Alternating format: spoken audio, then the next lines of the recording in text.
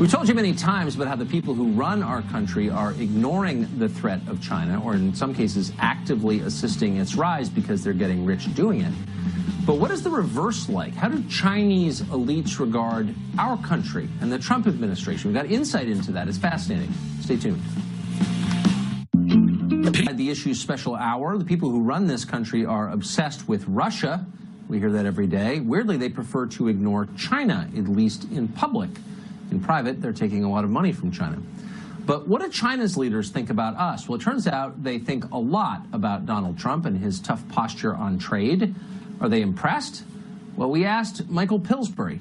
He is director of the Center on Chinese Strategy at the Hudson Institute and a frequent traveler to China. He's also the author of maybe the single best book on the subject, The 100-Year Marathon, China's Secret Strategy to Replace America as the Global Superpower. Michael Pillsbury, thanks for joining us.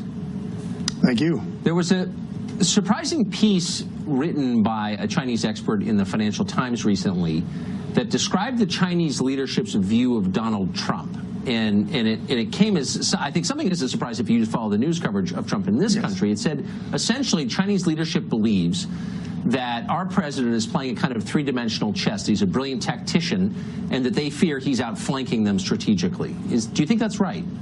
Yes, I was in Beijing a week ago, and I think I heard pretty much the same thing, that they think President Trump is basically the superior president out of the last 5 or 6 that's ever dealt with China, and that he's done the most to alter the relationship. He's really got their attention. They're quite concerned that there's something deeper going on than they're aware of. So you get this sense that the Chinese leadership and the advisors to the leadership are afraid of being outsmarted by President Trump.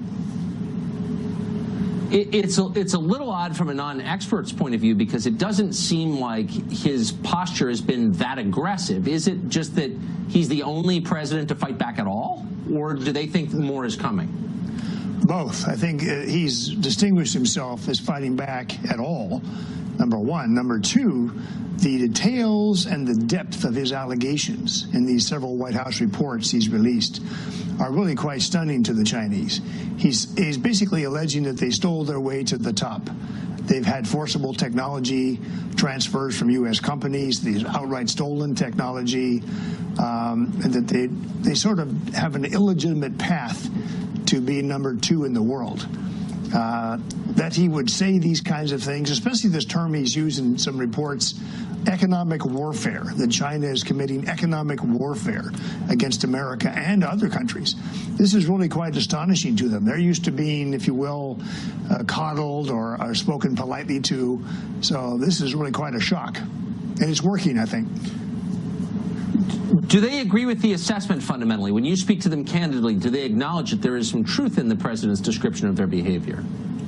No, they're quite firm that this is all lies, defamation. The American companies who've testified to our trade representative's office over the last 6 months are all, making up stories. They're adamant, denying everything. And this, frankly, Tucker, makes it awfully hard to negotiate. They haven't met us not even halfway. They haven't met us 1/4 of the way yet. So I'm pessimistic in the short term. Obviously, if President Xi and President Trump get together again, if the terms are right, then some kind of a deal could be struck. But I think we're a long way from that. Do you think that so far this change in our attitude toward China has helped the United States? Have we gotten something out of this? Well, it's kind of a strange reaction, but we've certainly got the attention of the European Union.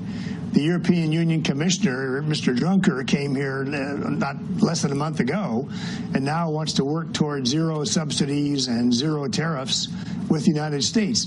This, too, Tucker, is stimulating paranoia in China. They now are beginning to think that President Trump is so smart, as you say, playing three-dimensional chess, that he has got the Europeans on his side. And they've issued a set of warnings just in the past week to the Europeans not to fall for President Trump's trap. I mean, is there something kind of wonderfully amusing about this story, or is it just me? It's partly just you, but don't forget, President you want to see some change and some aggressive steps, and the president has certainly done that. I think the next step is going to be to see what the first Chinese offer will be after these 2 months now of basically no contact. They've been making hints. They've dropped a couple of hints in newspapers recently that they're willing to renegotiate investment terms with us. They're willing to say that there may have been some minor violations by a few Chinese companies or local provinces, but certainly the center, the Communist Party and President Xi, never did anything wrong. So we haven't come very far, but yes, I think it's refreshing to see this level of respect for the United States. I haven't seen it in 40 years. Usually the Chinese look down on us as not being very bright. Yes.